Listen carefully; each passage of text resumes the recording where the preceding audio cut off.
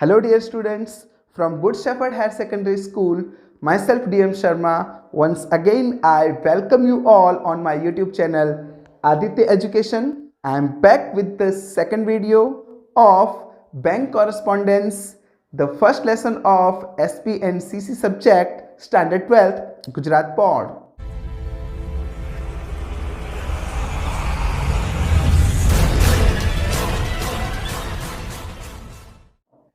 Friends, in the last video, we had studied about the things to be kept in mind while corresponding with banks.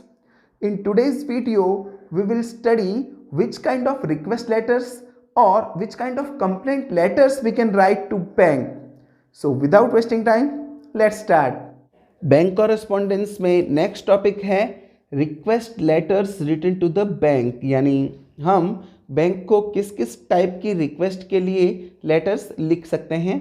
So first one, to open an account और to open a demat account. Friends, कोई भी account आप bank में open कर सकते हैं, चाहे आप सेविंग अकाउंट ओपन करना चाहो. अगर आप बिजनेस कर रहे हैं तो आप करंट अकाउंट ओपन कर सकते हैं. और डीमैट अकाउंट ये एक स्पेशल अकाउंट है जो व्यक्ति शेयर ट्रेडिंग के साथ डील करते हो, यानी कि शेयर को खरीदने या बेचने का कामकाज करते हो, तो उनके लिए बैंक ने एक स्पेशल अकाउंट की फैसिलिटी प्रोवाइड की है जिसे हम डीमैट अकाउंट कहते हैं. तो डीमैट अकाउंट का यूज़ कैसे करना है वो आपके एसपीसीसी के सेकंड पार्ट में, जब हम first chapter issue of shares पढ़ेंगे, उस वक्त आपको इसकी डिटेल्ड नॉलेज दी जाएगी. सेकंड पॉइंट है टू गेट एजुकेशनल लोन, यानी कुछ ऐसे ब्राइट स्टूडेंट्स होते हैं जो पढ़ने में बहुत होशियार होते हैं लेकिन हायर स्टडीज़ करने के लिए उनके पास पैसे नहीं होते, तो ऐसे स्टूडेंट्स बैंक से एजुकेशनल लोन ले सकते हैं. तो एजुकेशनल लोन लेने के लिए भी आप रिक्वेस्ट लेटर बैंक को लिख सकते हैं. Third one, to stop payment of cheque. कई बार ऐसा होता है कि आपने किसी पार्टी को चेक लिख कर दिया है और वो पार्टी उस चेक को कहीं रख कर भूल गए हैं या उसे मिसप्लेस कर दिया है, तो आपके उस चेक की अमाउंट कोई दूसरा व्यक्ति न उठा ले, इसके लिए आपको उस चेक का पेमेंट स्टॉप कराने के लिए बैंक को एक रिक्वेस्ट लेटर लिखना चाहिए. And the fourth one, to get locker, या इसे हम सेफ डिपॉजिट वॉल्ट भी कहते हैं. तो आप बैंक से चाहें तो लॉकर फैसिलिटी या सेफ डिपॉजिट वॉल्ट की फैसिलिटी प्राप्त करने के लिए भी रिक्वेस्ट लेटर लिख सकते हैं. आप सभी जानते हैं कि बैंक हमें जो लॉकर फैसिलिटी प्रोवाइड करती है उसमें हम हमारे कीमती डॉक्यूमेंट्स या हमारे ज्वेलरीज, उन सभी को हम स्टोर कर सकते हैं, उन्हें हम सेफली रख सकते हैं, जिसका रेंट हमें बैंक को देना होता है. तो इन सभी फैसिलिटीज़ को प्राप्त करने के लिए या हासिल करने के लिए हम बैंक को इन टाइप्स के रिक्वेस्ट लेटर्स लिख सकते हैं. Fifth one is to get overdraft facility, यानी आप सभी जानते हैं कि बैंक में हमारे खाते में जितने पैसे जमा हैं उन पैसों से ज़्यादा अमाउंट बैंक हमें प्रोवाइड करने की फैसिलिटी देती है. एक सर्टेन टाइम तक हम उन पैसों को यूज़ कर सकते हैं और उसके बाद हमें विथ इंटरेस्ट बैंक को वापस देना होता है. ऐसी फैसिलिटी को ओवरड्राफ्ट फैसिलिटी कहा जाता है. तो इस टाइप की फैसिलिटी लेने के लिए भी बैंक को आप रिक्वेस्ट लेटर लिख सकते हैं. इसके अलावा to get facility of credit card, debit card और ATM card. Seventh, to inform the loss of credit, debit और एटीएम कार्ड, यानी कि अगर आपका क्रेडिट कार्ड, डेबिट कार्ड या एटीएम कार्ड गुम हो गया है या कहीं खो गया है तो उसका कोई मिसयूज़ ना करे, इसके लिए आप बैंक को इसके बारे में इन्फॉर्म करते हैं तो बैंक उस कार्ड को ब्लॉक कर देती है और आपको नया कार्ड इश्यू करके देती है.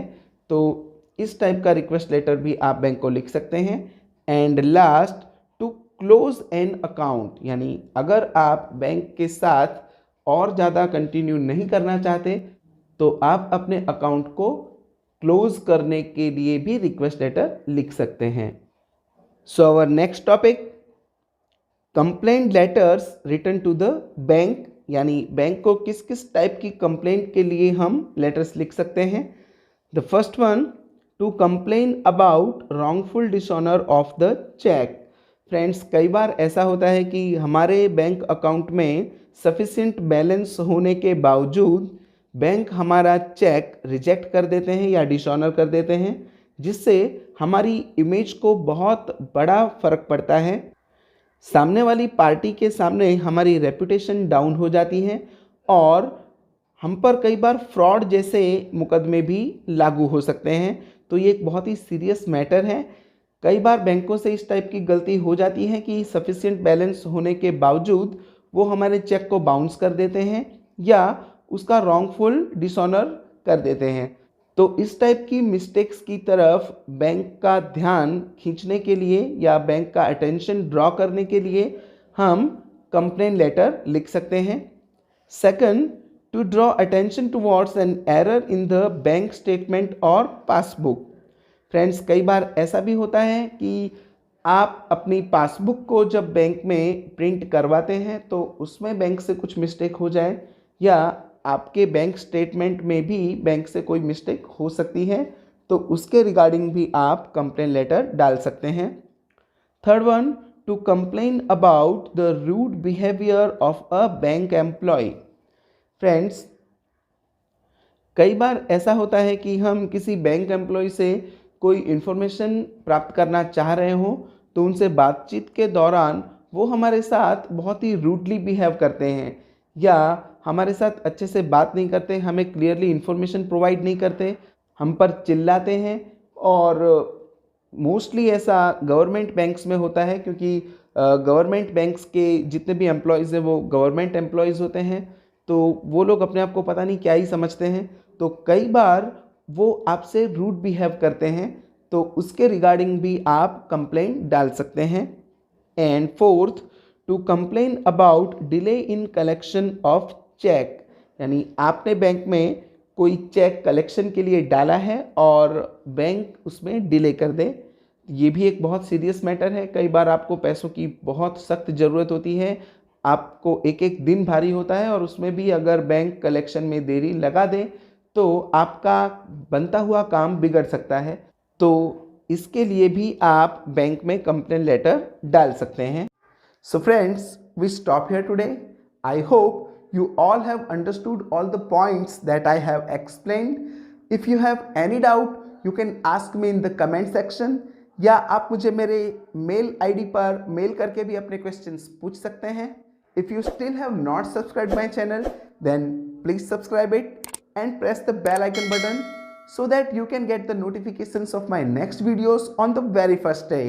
अगर आपको वीडियो पसंद आया है तो प्लीज़ उसे लाइक करें, अपने फ्रेंड्स में शेयर करें और अपना वैल्यूएबल कमेंट हमें दें ताकि हमें ऐसे ही इंस्पिरेशन मिलती रहे।